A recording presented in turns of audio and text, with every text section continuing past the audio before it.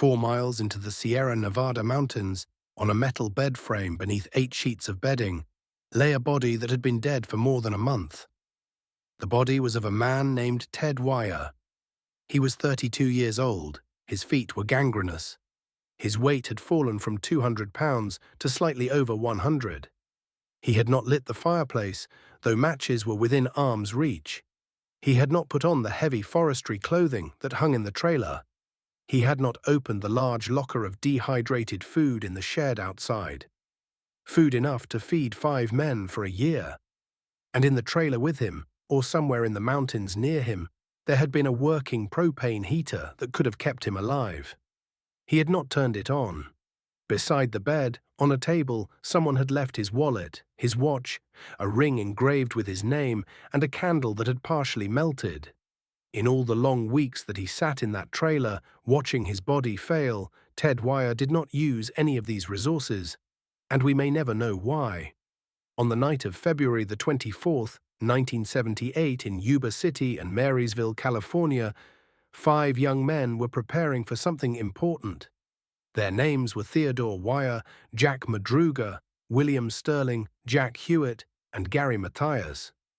Together they played basketball for a team called the Gateway Gators, a team supported by a local community program.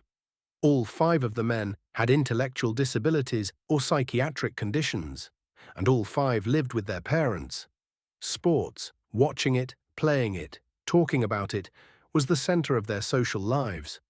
On February the 25th, the Gateway Gators were scheduled to play the first game of a week-long Special Olympics tournament. The winners would receive a free week in Los Angeles. Some of the men had laid out their uniforms the night before. They had asked their parents to wake them up early.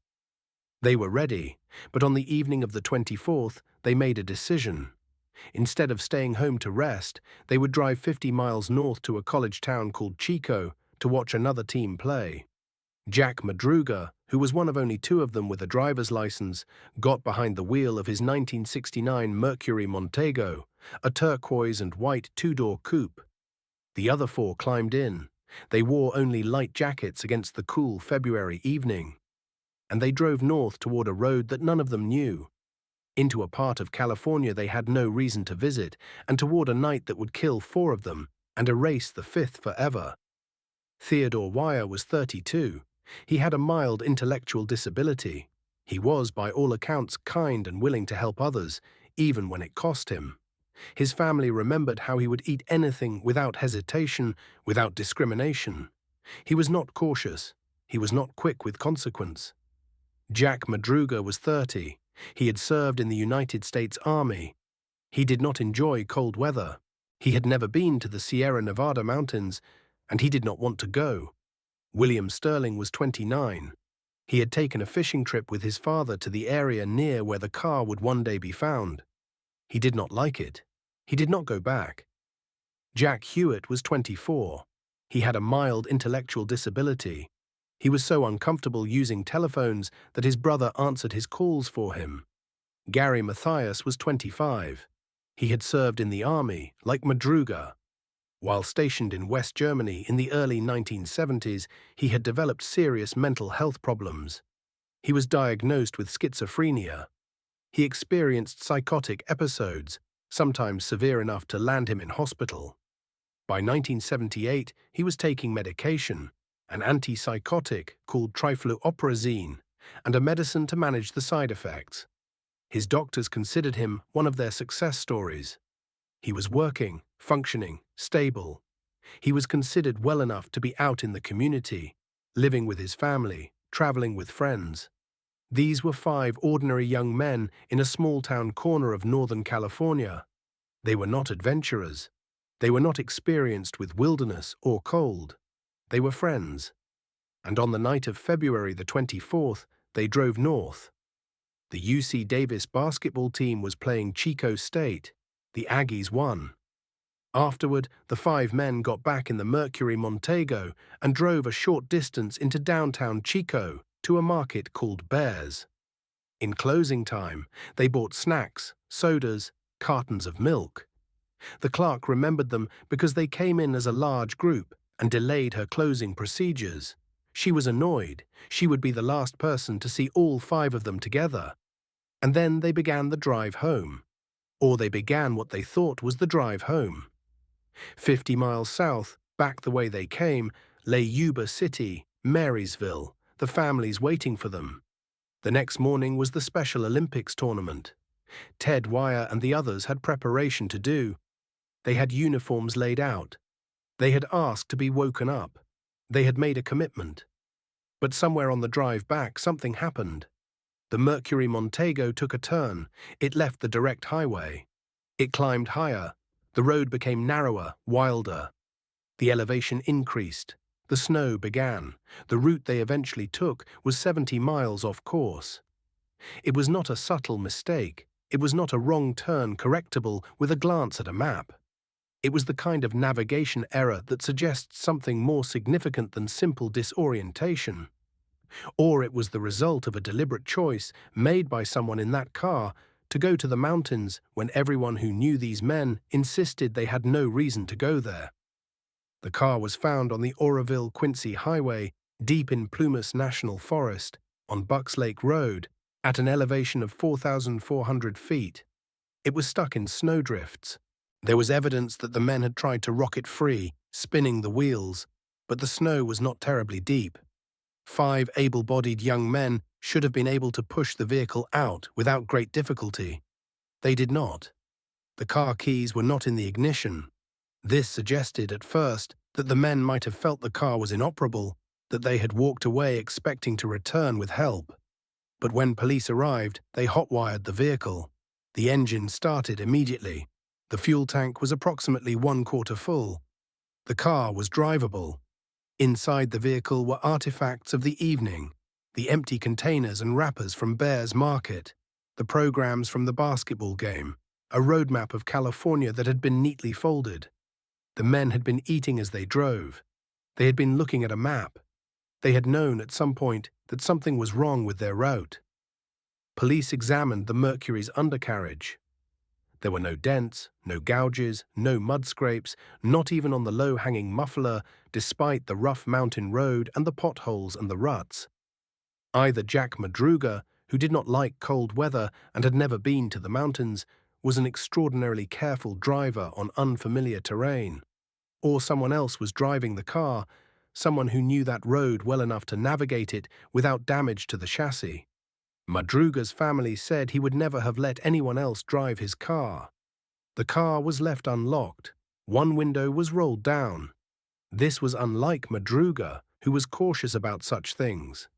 2 days later, 4 days after the men vanished, a severe snowstorm made further searching impossible. Snowcats sent out to scout the area nearly became lost themselves. The search was called off. The mountains became white, and the men disappeared into that white for 4 months. On the night of February the 24th into February the 25th, in homes across Yuba City and Marysville, families waited. The 5 men did not come home. By morning, the families called the police. A search began. For 4 days, nothing. On February the 28th, a Forest Service ranger reported the location of the car. He had seen it 2 days earlier, but had not thought it significant. Skiers and winter recreation people drove that road constantly. After reading the missing persons bulletin, he remembered. He led deputies to the site. The car was examined. The theories began. Police received reports of sightings. The men in Brownsville 30 miles away, driving a red pickup truck. The men seen here, the men seen there. Most sightings were quickly dismissed. 2 stood out. A man named Joseph Shons told police that he had driven to a cabin he owned in the area the same evening the 5 men disappeared. He had gone to check the snowpack before a ski trip. On the same road where the Mercury was stuck, his car became stuck.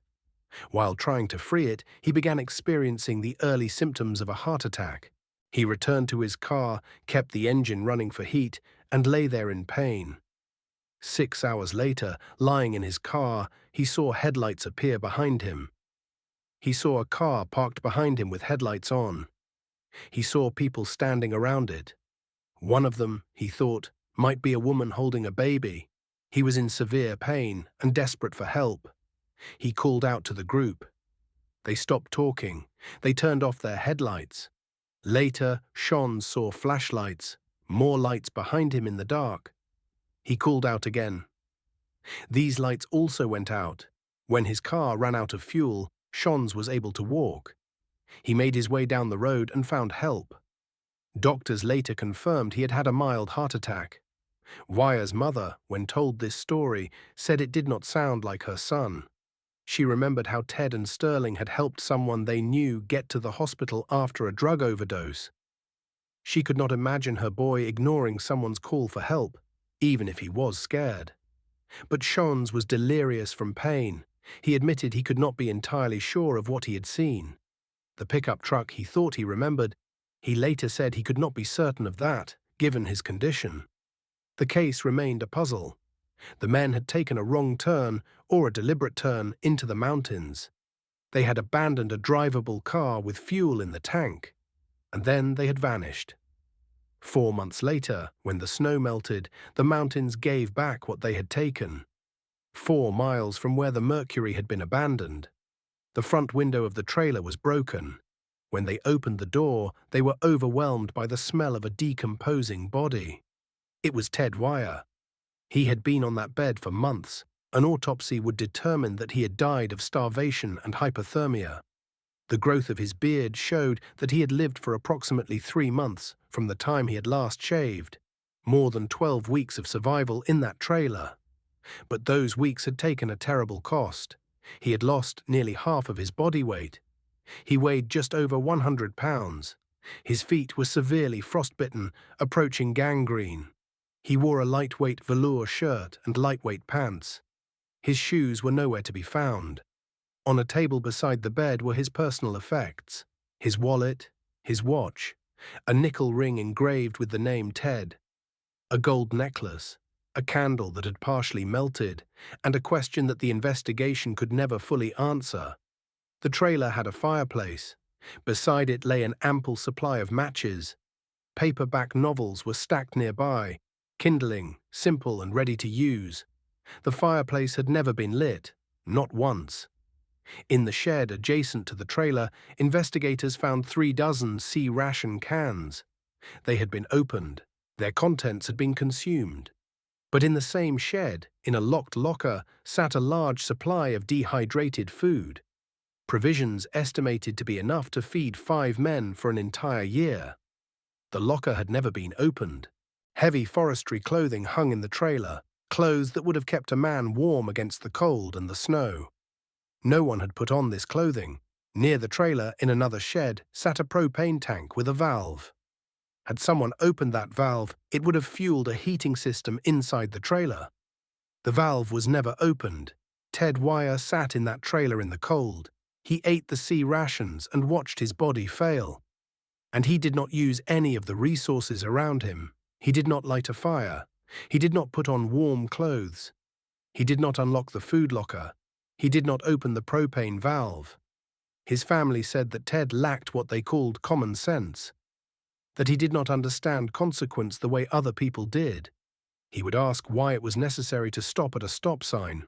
Once, when his bedroom ceiling caught fire, he had to be dragged out of bed because he was afraid that if he did not get his full sleep, he would be late for work. And so we are left with the possibility that Ted Weiher, in a life-or-death crisis, was unable to grasp the logical steps that would have saved his life, that his disability extended to this moment of extremity, that he sat in that cold trailer, watching the light change through the windows, losing weight day after day, while the means to keep himself alive lay unused within arm's reach. Or we are left with other possibilities. That fear kept him from using the resources. That paranoia, if anyone in that group was experiencing paranoid thoughts, kept him frozen. That some psychological state we cannot now identify prevented him from taking the obvious steps. That confusion, born of cold and starvation and despair, made those steps invisible to him. We do not know. Searchers following the road between the trailer and the abandoned car found the other men scattered along that path. On June the 5th, 11.4 miles from where the car had been abandoned, they found the remains of Jack Madruga and Bill Sterling on opposite sides of the road. Madruga's body had been heavily scavenged by animals, only bones remained. Sterling's skeleton was scattered over a small area.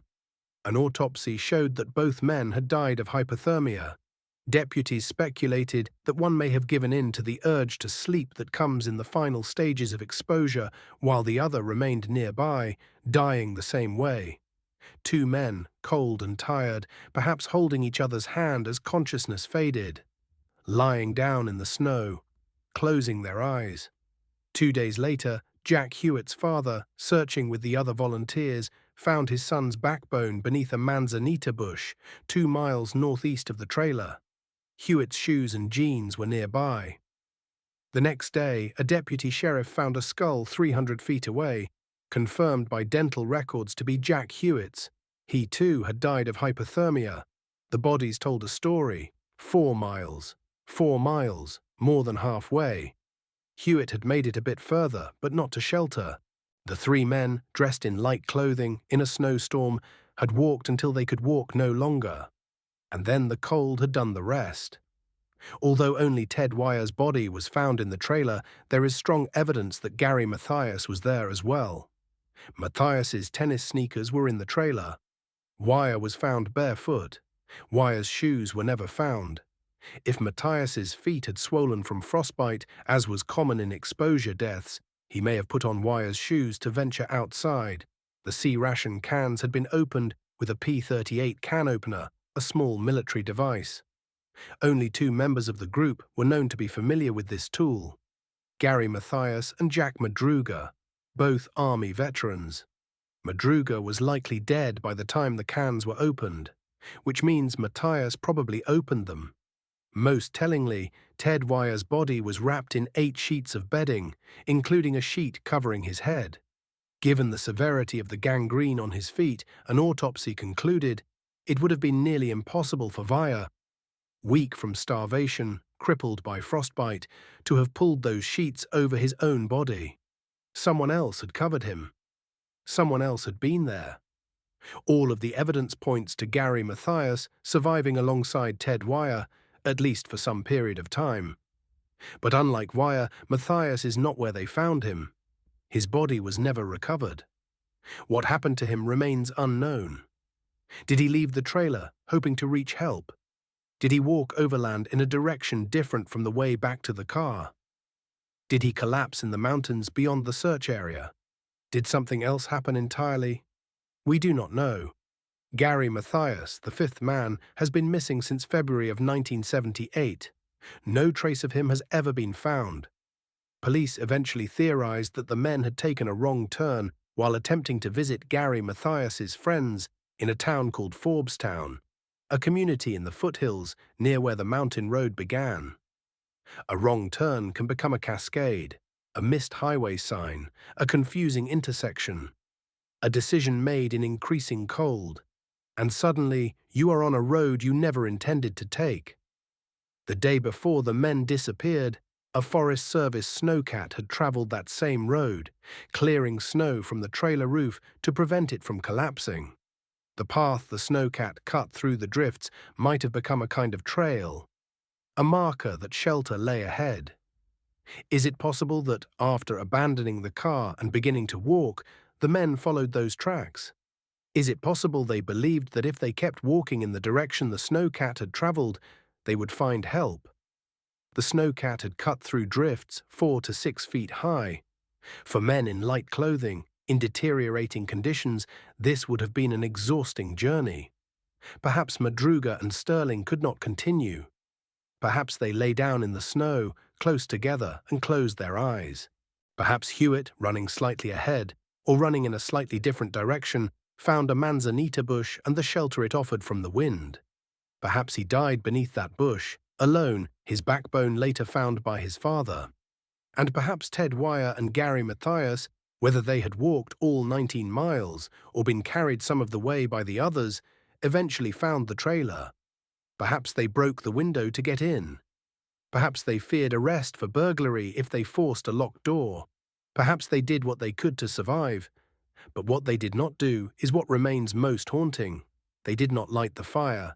They did not put on the warm clothes. They did not open the food locker. They did not turn on the propane. And so the cold, inch by inch, took everything they had. And the hunger, day after day, consumed what was left. Is it possible that Ted Weiher's cognitive disability extended into this moment? That he could not grasp the connection between the cold and the fire, between hunger and the food locker, between danger and survival? That his mind, which struggled with stop signs and simple cause and effect, could not mount a defense against the mountain? Is it possible that Gary Mathias, despite his doctor's careful judgment, despite his medication and his apparent stability, experienced a psychotic episode or paranoid thoughts that kept him from using the resources? That he feared the food was poisoned, or the heater was a trap, or that opening the locker would somehow betray him to some imagined threat? Or is it simply that both men were disoriented by cold and starvation to the point where logic became impossible? That the human mind, broken down to its last reserves of energy, cannot maintain the chain of reasoning necessary to save itself? We do not know. What we know is this: 5 young men with vulnerabilities and limitations set out on a simple journey. They wanted to watch a basketball game. They wanted to be home by morning. They wanted to play in a tournament the next day. They had dreams of Los Angeles if they won, and the mountains took 4 of them, and the 5th, we will never know. In early March, a woman who worked at a store in the small town of Brownsville, 30 miles from where the car was found, reported that she had seen 4 of the 5 men on March the 1st. They had arrived in a red pickup truck, not the Montego. 2 of them, she identified as Jack Huett and Bill Sterling, were in a telephone booth outside. The other 2 had gone into the store and purchased burritos, chocolate milk, and soft drinks. If this sighting is accurate, it suggests that at least 4 of the men were alive and mobile a week after the disappearance. The red pickup truck raises obvious questions. How did they obtain it? Where were they really going? Why were they in Brownsville instead of the mountains? Weiher's brother, when told of this account, found it troubling but not impossible. The description of the men's behavior, Weiher eating everything without discrimination, being accompanied by Huett, fit what he knew of them.